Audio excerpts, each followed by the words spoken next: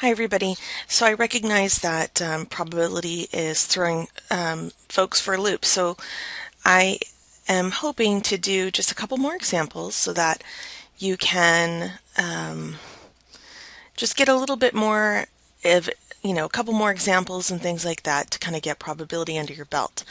So I made this table right here where it's a table of marijuana sellers by gender and the number of prior arrests. So here, this is going to bother me if I don't put a bottom border there. Okay. Whew. What we see is that gender is over here, number of prior arrests are over here. So we have males and females. And then we have for prior arrests, we have 0 to 1 arrests, 2 to 4 arrests, and over 5 and over arrests. There is a grand total of 140 people in the table, 100 males, 100 females. 100 males, 40 females. And then we have 12 individuals that got 0 to 1 arrests, 56 from 2 to 4, and 72 from 5 and over. So down here I've got some probabilities, right? So we're just going to walk through each one. I'm not going to handwrite them out, but I will write the formula in Excel so that you guys can see what I'm doing. So remember that the first one that we're going to do, rather, is the probability of male or 2 to 4 arrests. So when you see or, it's the addition rule. So it's A or B is equal to the probability of A plus the probability of B, minus the probability of A and B together. We subtract A and B because we don't want things to overlap. So I'm going to put this maybe over here just so we can reference it in our minds. So the first two are addition rules. So I'll type this here. Addition rules. So the probability to work this out in Excel, the first thing we need to do is look at the probability of being male. So the probability of being male is there's 100 men divided by a total of 140 people. So we go to male, we get their total, and then we divide it by 140. The next probability that we want to add to this equation is the probability of having 2 to 4 arrests. So up in my equation box, I'm going to add plus the probability of 2 to 4 arrests. Well, the total number of people that got 2 to 4 arrests is 56. So it'll be 56 divided by 120, and that'll be the probability of finding somebody in the table that had 2 to 4 arrests. Right? So there's their joint probability.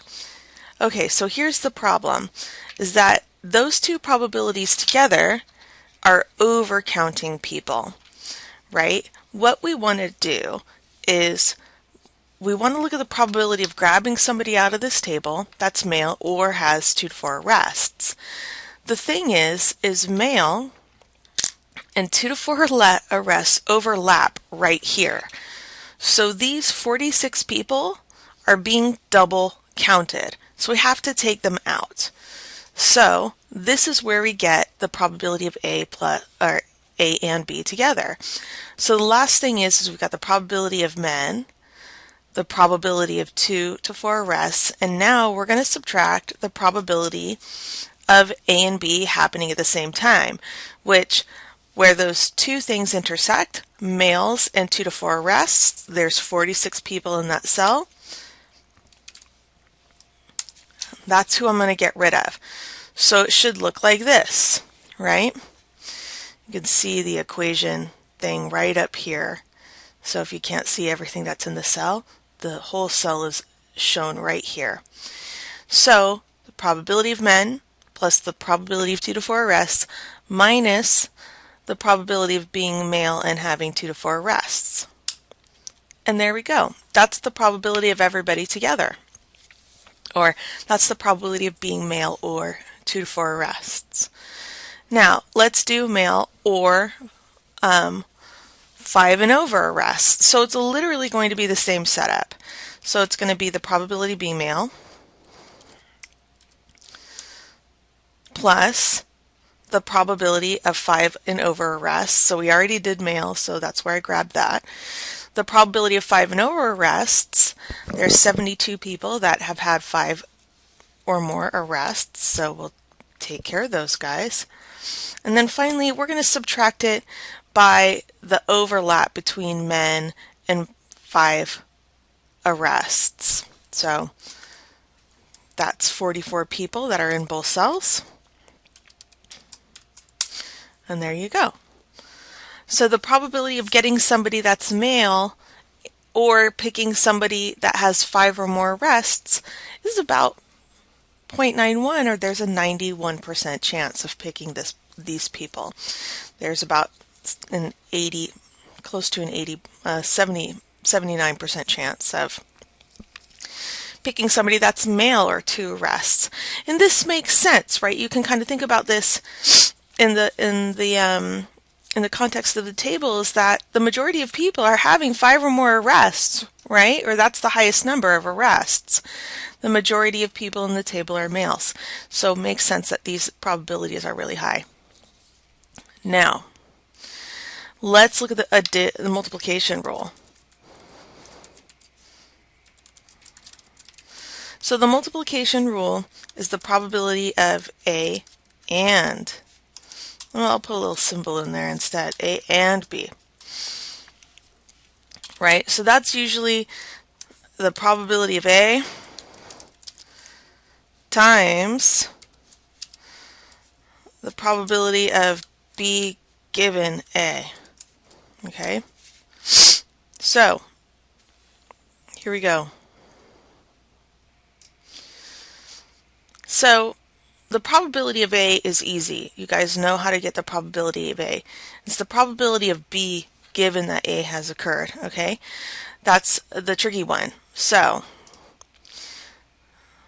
let's spread this out a little bit. Okay, so the probability of being male and picking somebody that 2 to 4 arrests, right? So the probability of male, right, we already found out was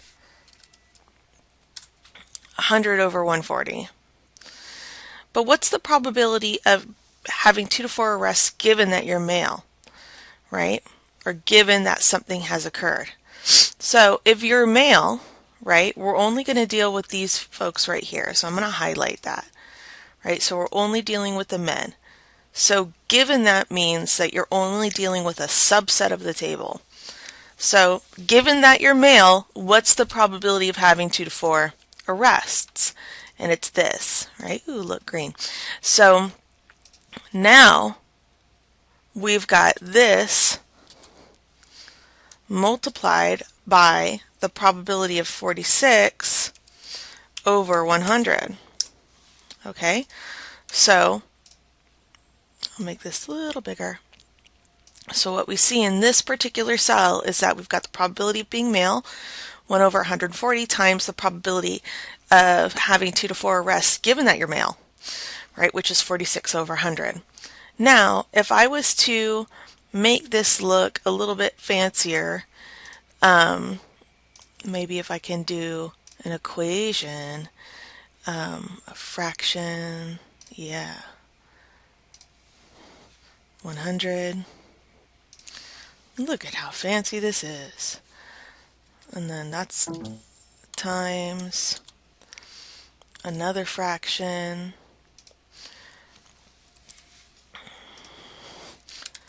So this is how the math works on this particular problem. I'm going to just kind of drag this over here for a second. Right? This is how the math works on this problem. I'm going to make this larger. When you're multiplying fractions, right, you can cross multiply, right? So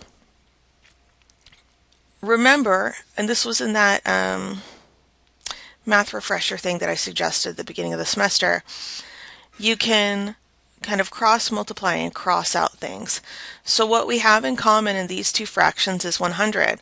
So we can get rid of 100, and the result will ultimately be 46 over 140. So the probability of being male and getting 2 to 4 arrests, is very simply the crosshairs of being male and 2 to 4 arrests divided by the total number in the table. And this is a guarantee. So let's do female, the other multiplication rule problem, and you can see how this is kind of true, right? So let me unhighlight everything. No, that's not at all what I wanted to do. So I want to look at the likelihood of me pulling somebody who's female and 1 to 0 arrests out of the table, right? So I'm going to look at the crosshairs between female and 1 to 2 arrests, and we see it's this cell right here. Okay, that I got halfway there and it didn't work. So you see that there was only 2 women in our entire table that were arrested only 0 to 1 times. So 2 divided by 140 is this. So we see that there's about a 1% chance of grabbing one of these individuals out of our table, right? And I keep saying the idea of grabbing these individuals out of the table because, you know, I'm kind of thinking back to how when I was taught probability and I was taught it like, put some marbles in a hat. There are 20 red marbles and there are 20 blue marbles. Now pull out a marble. What's the likelihood that it's going to be blue? Kind of thing, right? So that's why I say what's the likelihood of pulling somebody out of this table who has these characteristics. So I hope you're feeling better about the multiplication rule in this sense. It seems that, and that's where a lot of people were getting stuck on homework 4, is that question 8, is the and rule. You just need to go to the crosshairs of the ands, right? So if it's female and 0 to 1 arrests, you just kind of go to that cell, pull the total from that cell, and then divide it by the total number of people in the table, and you should be good. So let's walk through the givens, right? So this is conditional probability, and conditional probability is just what it is, right? It's show me the number of people with 2 to 4 arrests given that they're male. So in this sense is I want to know how many males have 2 to 4 arrests, right?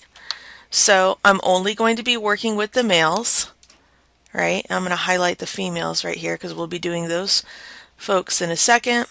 So there's 100 males, 46 of them had 2 to 4 arrests. So this is, oops, what did I do? This is 46 divided by 100. So there's a 46% chance that you're going to grab one of these guys out of the table. Now for women, now I'm only going to be dealing with women, right? I'm not dealing with the total number of people. I'm not dealing with that 140. I'm dealing with only women. What's the probability of finding somebody that has 2 to 4 arrests given that they're female, right? So I know that the crosshairs between female and 2 to 4 arrests is 10. And I also know that there's only 40 women in the table. So finding out this is you figure out what population you're looking at. For us, it's females, and then look at that total together. And we see that there's a 25% chance of picking, if I'm going to pick a female, of getting somebody with 2 to 4 arrests. Now, many of you, just really quickly, many of you might not think that this kind of stuff is something that you're going to find useful, but in reality, it's pretty much what police departments do when it comes to statistics. You know, I'm working with a police department right now to kind of look at the racial discrimination and traffic stops. And this is where we're starting, is tables like this to kind of look at what's happening within the context of the department. So this kind of understanding, that being able to get the probabilities and things like that, it may seem mind-numbing now, but it's actually really kind of at the core of what you might be doing should you, say, decide to be a crime analyst or do anything like that in the future. Well, I'm going to process this, and I hope it helps. And by all means, post some more questions about the homework on Blackboard. Brooks and I are monitoring our RSS feeds for your questions. All right, talk to you soon.